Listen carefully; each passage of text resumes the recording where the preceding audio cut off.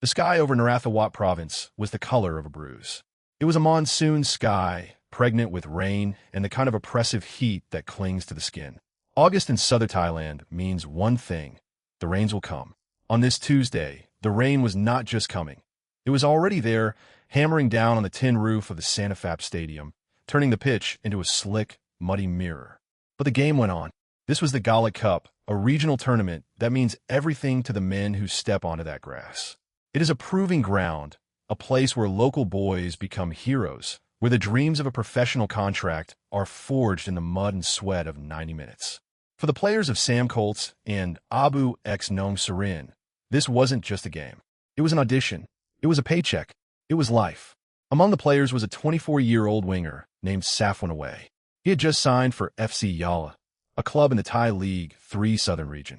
It was supposed to be the start of something beautiful, the payoff for a lifetime of sacrifice. He was chasing his dream, one that felt so close he could taste it. The match was a semifinal.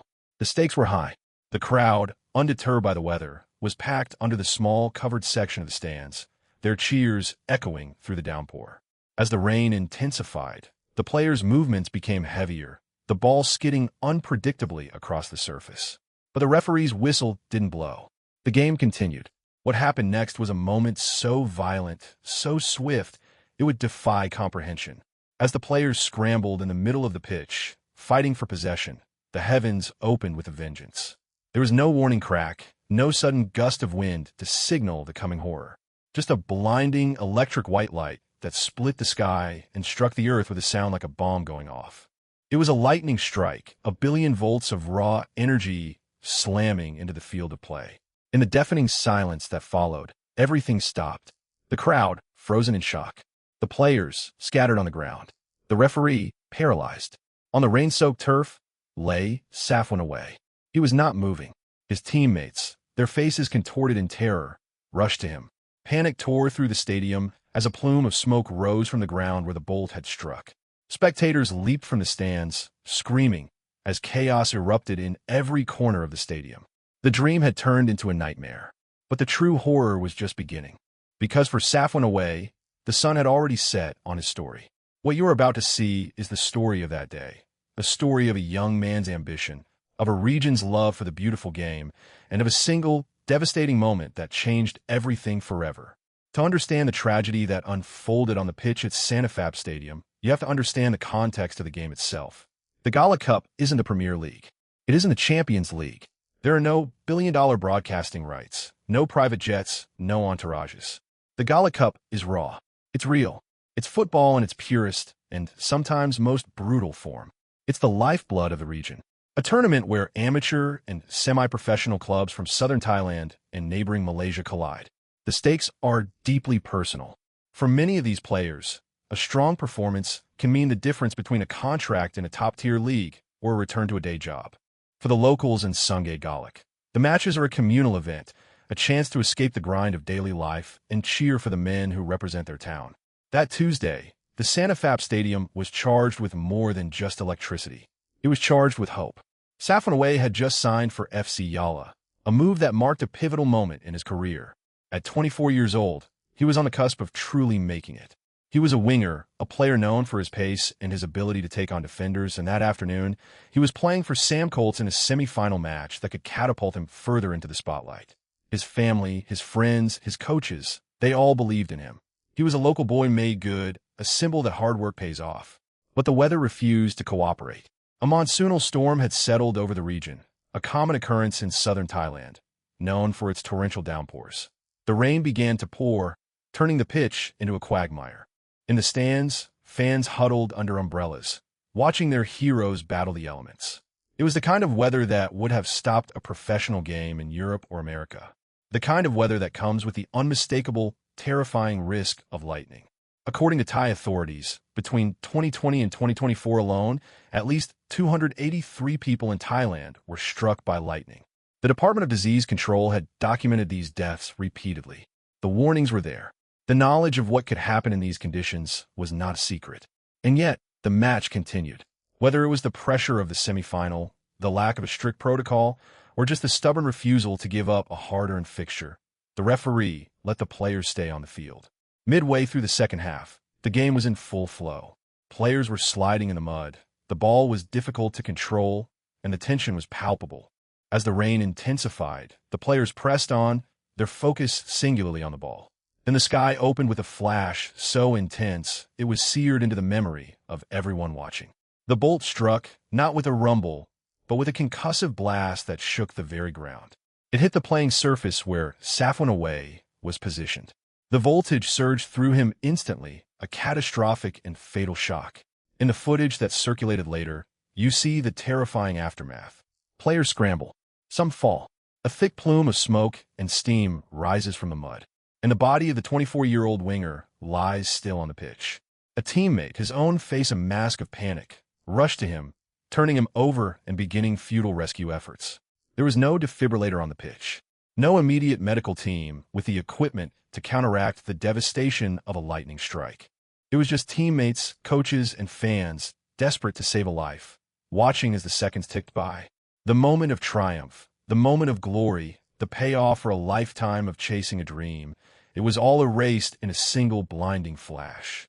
The beautiful game had turned into a crime scene, and the only question on everyone's mind was, why?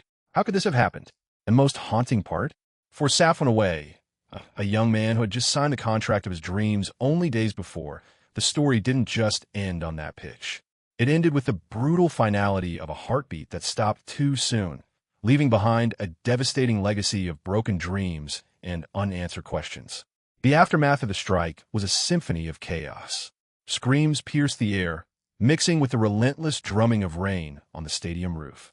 Players collapsed to their knees, some weeping openly, others staring in stunned disbelief at the motionless body of their teammate.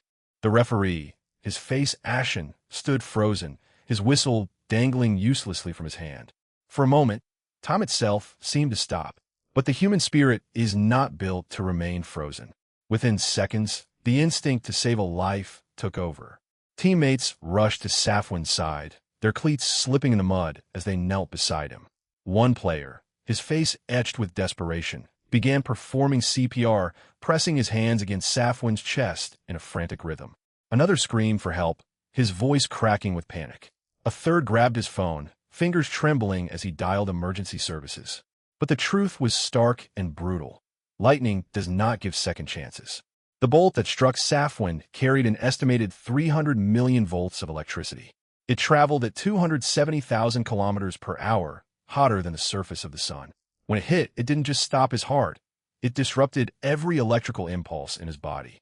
His nervous system, his brain function, his very ability to breathe, all of it was compromised in less than a second. In the stands, the horror was equally devastating. A woman collapsed, her body racked with sobs. Another fan, an elderly man, clutched his chest as if the lightning had struck him too. Children buried their faces in their parents' shoulders, their young minds unable to process what they had just witnessed. The Gala Cup, a tournament built on joy and community, had become a stage for unspeakable tragedy. The paramedics arrived within minutes, their ambulance screaming through the rain-soaked streets of Sungay Galak. But even as they rushed onto the pitch with their equipment, even as they attached defibrillator pads to Safwan's chest and administered emergency drugs, everyone knew they were fighting a battle that had already been lost. At the hospital, the medical team worked tirelessly. They shocked his heart. They pumped oxygen into his lungs. They did everything modern medicine could do. But Safwan Awae was gone. The lightning had not just taken his life. It had taken it instantly. The official cause of death was cardiac arrest due to lightning strike. But for those who loved him, the cause was far simpler, a dream cut short, a life stolen. When the news broke, it sent shockwaves through the Thai football community. FC Yala, the club that had just signed him days before, released a statement filled with grief and disbelief. "We lost a brother," the club president said, his voice trembling. He was a good man, a talented player. He had his whole future ahead of him. But as the initial shock began to fade, a more troubling question emerged, one that would haunt the region for weeks to come. How could this have happened? In Thailand, lightning strikes are not uncommon. The country is one of the most lightning-prone nations in Southeast Asia, with an average of 150 to 200 stormy days per year. The Department of Disaster Prevention and Mitigation had issued warnings about the dangers of outdoor activities during thunderstorms. Schools, airports, and construction sites all had protocols for lightning safety. But football? That was different. The Gala Cup, like countless amateur tournaments across Thailand, operated without formal safety guidelines. There were no lightning detectors, no protocols for suspending play, no emergency action plans. The referees, volunteers themselves, were not trained to assess weather-related risks. The players, driven by ambition and passion, never questioned the conditions. Until it was too late. Safwan Awae's death was not just a tragedy. It was a wake-up call. A devastating reminder that the beautiful game, in all its glory, comes with risks that cannot be ignored. And as his family prepared to bury their son, as his teammates struggled to process the loss of their friend, the football community was forced to confront an uncomfortable truth. They had failed Safwan. The game that he loved had betrayed him, and the system that was supposed to protect him had let him down. As the sun set over Narathiwat province, the stadium where Safwan had played his final match sat empty. The goalpost still stood. The pitch was still scarred with the marks of the players' cleats, and at the spot where the lightning had struck, a small patch of grass was burnt black, a permanent reminder of the day that football changed forever. The world learned of Safwan Awae's death through the blurry, chaotic footage that spread across social media within hours. The videos were grainy, shot from the stands on trembling smartphones, but their impact was devastating.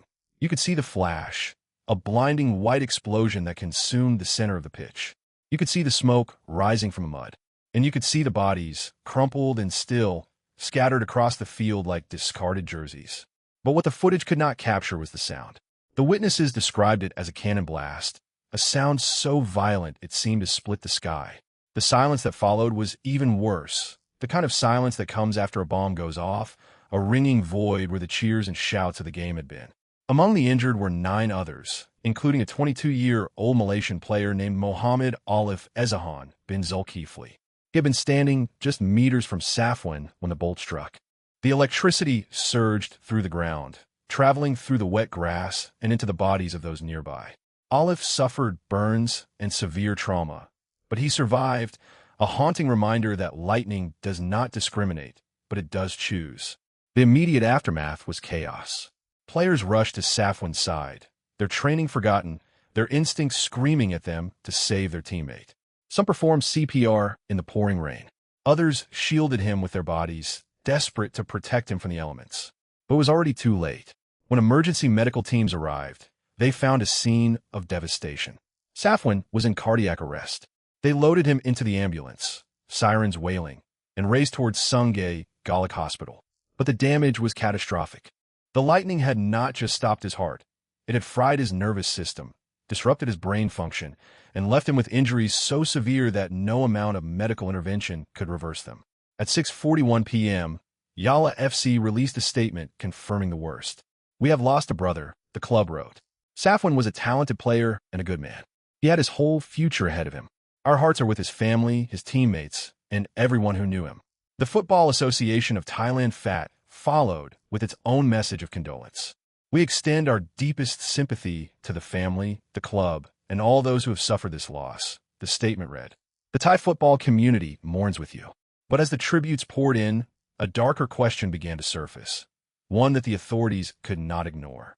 How had a match continued in the middle of a thunderstorm? And who was responsible for the safety of the players on that pitch? The answer, it turned out, was no one.